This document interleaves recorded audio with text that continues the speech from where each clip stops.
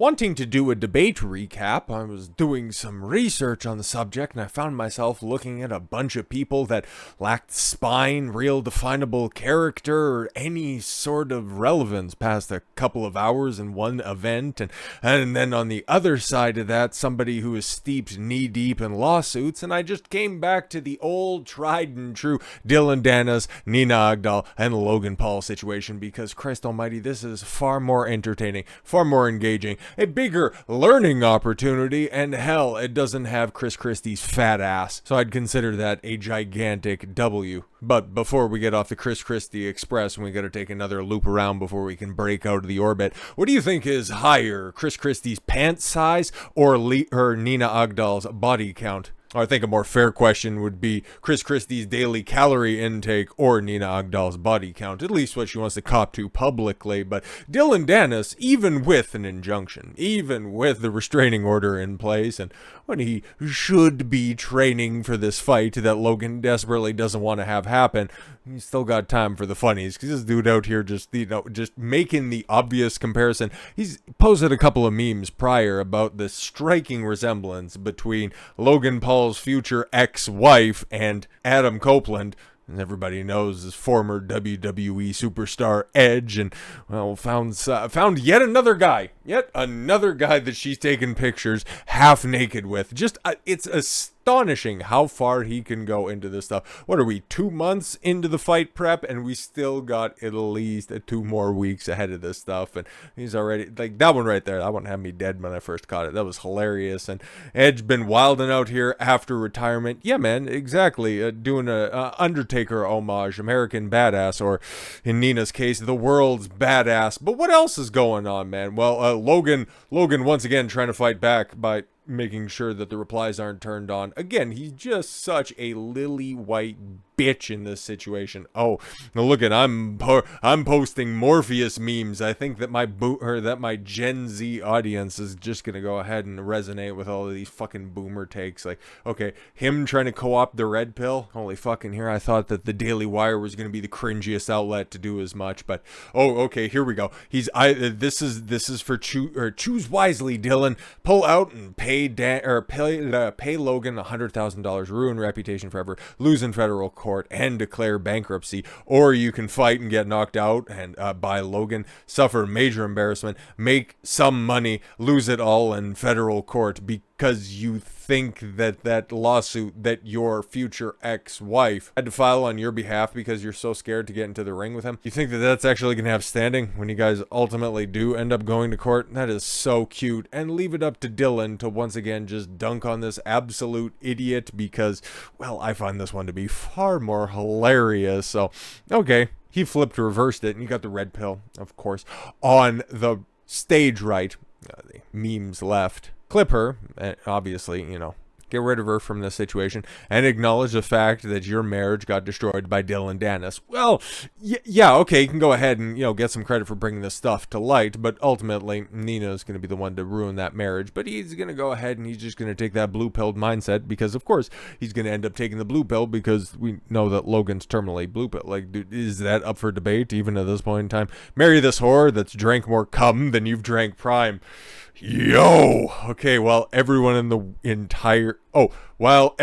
knows it in the entire world. Yeah, no.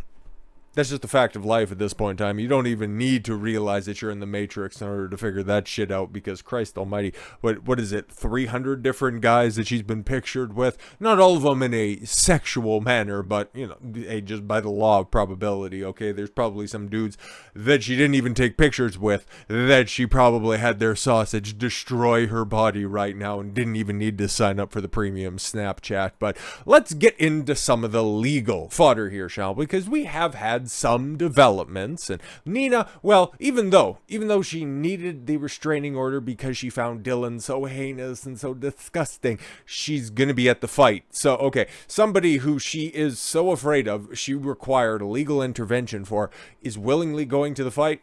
Very interesting. I'm just looking forward to the after fight press conference when the reporter or whoever's going to be doing the afterwards interviews goes up to Dillon after he wins. I'm sure he's going to win. I think that isn't that the way that this story ends. It's just the happy ending to this one, but he can address her directly to her face while the entire stadium, which is also something else representative of her body count, can just go ahead and laugh at her in person. Bro, do you really want that type of humiliation? We know what she's into, at least what's been documented online, so okay, who knows that there is also a public humiliation fetish that's in there. Logan Paul says fiance Nina Agdal will be at his fight against Dillon Danis despite taking out a restraining order, which also kind of undermines your federal claim that I need a restraining order against him, but alright, just going to show that this is a total fucking work.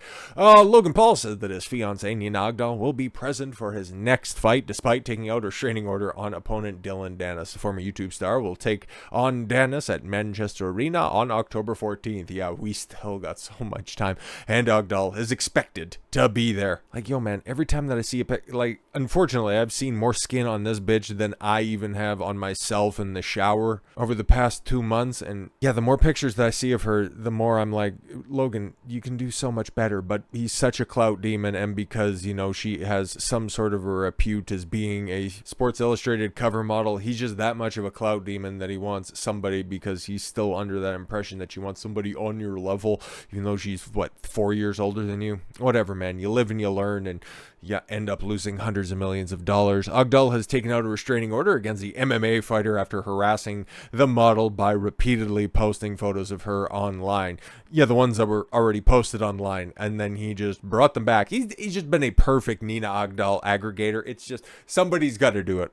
The restraining order does not prevent the pair from being in the same place at once. Then what the fuck is the point of it? Are we redefining what a restraining order is? Apparently, but rather stops Danis from posting specific photos of Paul's fiance online. Yeah, whatever.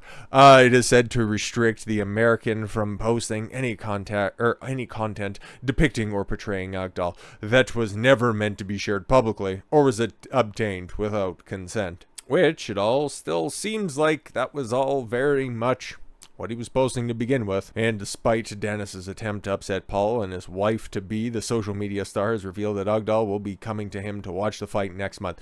Attempting to upset. Yeah, who were the ones that ended up filing legal paperwork? Which side of this equation sent over a cease and desist? Yeah, no, exactly. Somebody seems big pissed off. And now there's also going to be a drug test that's going to be going down, because one of the things that Dillon has been calling out Logan for is, bro, you're obviously on some gear, okay? Like, you are dabbling in the dark somewhere along the line, and I want to catch you in a USADA-style drug test, okay? You're not going to know when, you're not going to know where, but somebody is going to show up with a doctor's bag, not like the one that you're normally accustomed to, and they're going to ask you to piss in this cup and see if it's hot or not. Because normally, Logan will piss, and then he'll just bottle it and sell it for $4.99 at the store. But no, it looks like they came to a conclusion on this one, and, well, spoilers, it's not going to be like that USADA-style drug test. It's going to be one of the most easily passable style drug tests where they're going to set a date, they're going to have a specific time, and oh, look at guys, I'm totally clean. Bro, you can get cover kits, okay? Like, high school kids get fucking cover kits to pass drug tests, for Christ's sakes. Oh my god. Guys that work in the oil field, I may or may not have worked with a whole bunch of them, who would get into a vehicle accident in the next couple of days, have to go down to a piss center in order to test negative, rather, you know, to just fake a positive that's over there. And yeah, that shit is so easily fabricatable, and that's what they're gonna end up doing in order to prove that Logan's not on fucking gear. Like, come on, man. You can even take a look at the pictures from him at Royal Rumble earlier this year to what he's looking like right now. There is no amount of training, especially for somebody who's reporting to be in the gym about once a week, and him coming out and put on that much lean muscle mass. Like, come on, nobody fucking believes this shit. I would believe Nina is a fucking virgin over Logan Paul being natty. Logan Paul and Dillon Danis will indeed undergo drug testing for their October 14th fight after Danis indicated that they wouldn't, as he further accused Logan of not being natural. Well, no, don't let your lying eyes deceive you. When a YouTuber boxer first started out, it followed the amateur system that has been around for decades, even though the production of things was on a professional level. There wasn't too much training involved, and everyone had to wear head guards. The whole scene was getting way more professional in the last few years. Yeah, we know all of that shit, okay? Like, it's gonna be a legitimate fight, mostly thanks to Dillon. It's gonna be in a sold-out arena, because, well, kind of everybody wants to see some sense get knocked into Logan.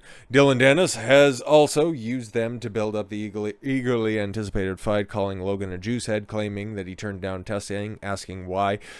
They haven't been drug tested like KSI and Tommy Fury. Very interesting, huh? As it turns out, the pair will be drug tested after they square off. Before they square off on October 14th. They're doing the test administered by the Professional Boxing Association. Misfits boss Mams Taylor told Mirror Fighting ahead of the fight. Yeah, it is a regular test that we do with all the fighters, and it catches people. Like we've seen with whatever, an idiot who was not fucking smart enough to buy a fucking cover kit. We saw he got caught out and punished accordingly by the PBA. It makes sense why you'd turn down Olympic-style drug testing. You juicehead, all that muscle mass, you'll gas in that ring. Something else that he pointed out during the face-to-face confrontation, which we also looked at back in the day. But one final thing that we're going to be looking at here, Logan Paul reveals the terms of fiance's restraining order after Dillon Danis, as he labels his rival a twisted individual and vows to make him suffer as long as I can in their grudge match. Yo, that's his version of selling the fight. Like, okay, most of this shit is still in service of selling pay-per-views, which going to be doing fantastically. Logan, even though he's signed by the Fed, cannot cut a promo to save his fucking life. Remember when he said, oh, I've got that extra 10 minutes of footage that I'm going to put out there, and oh, you guys are just going to see how much of a fraud Dillon is? Still waiting on that shit, and it's been 2 weeks at this point in time. Yeah, still waiting, Logan. Again, the only thing that's consistent when it comes to Logan Paul is the dude does know. Of all of the things that he does know, running a scam is definitely right there, up at the top of his abilities. Logan Paul has explained the terms of our fiancée Nina Agdal's restraining order against Dillon Danis as he prepares to face the MMA star in a boxing match next month. Since the fight between Paul and Danis was announced in early August, the latter has taken to social media to regularly post Paul's partner doing what she knows how to do best. Well, not quite to that extent. The photos have seen Agdal alongside a number of her ex-boyfriends. If you're ever looking to take a chick seriously, if there's ever a statement that can be made that says a number of her ex-boyfriends, she's for the streets, and you should leave her there as such, including Hollywood star Leonardo DiCaprio, yes, and every other random guy on the street. While Danis has also released explicit photos of a Danish model to the public. Yeah, that she's already posted herself. Okay, like her tits are out there. You can go find them if you're so inclined. They're not great. They might even still be on Dillon's Twitter account if you're so inclined, because, well, they posted topless like multiple times. It is what it is, and I don't know what to tell you, man. Danis's behavior led to Paul telling Nina to file a lawsuit, but oh no, it's Agdal's lawsuit, and she was granted a temporary restraining order from Danis earlier this month, and he's like, all right, bet. He has not let up. Paul, who will face Danis in Manchester on October 14th, has confirmed that Agdal will attend the event, as he revealed exactly what the restraining order prevents his rival from doing. Oh, do tell. It's not a physical restraining order. He told Ariel Helwani, oh my god, somebody else who's taking pictures with Nina. He can't post explicit photos of her, which is insane, and that we're in a world where that has to be stated. No, it's wild that you're taking a chick seriously that has those explicit photos out there. If anyone else was doing this, me and my team would be alarmed, and we're like, who is this? Who's this person's weird obsession with my fiance? Yeah, like the editor-in-chief at Hustler magazine. Paul has admitted he's concerned Danis might not show up for the fight. Yeah, that's his only attack vector, which is kind of fucking sad. It would be the most pathetic thing, but, you know, these are also the folks that ran to a judge to settle their problems because they're getting cooked so bad online.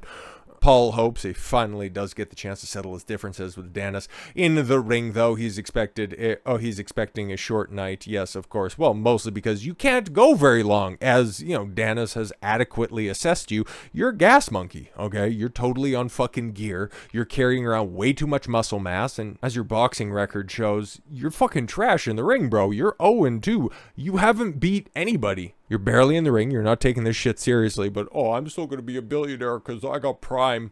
And it's like, yep, no, you go ahead and continue to tell yourself that. And then once Nina's had her fill of you, pause, she'll go ahead and take half of your empire, and then you'll just be left going, oh, I don't know. I just thought that she loved me for who I was. Yeah, it's like, bro, look at her track record. She might fuck everybody, but the guys that she takes serious, are high rollers, and what happens after a certain amount of time, we know the Leo situation, kicks that bitch to the fucking streets where she belongs. Don't try to save them. They don't want to be saved. So with all that said, thank you all very much for the gift of your time. I've been Don Consuelo. I want you to follow your gut and get after it. Take care, everyone.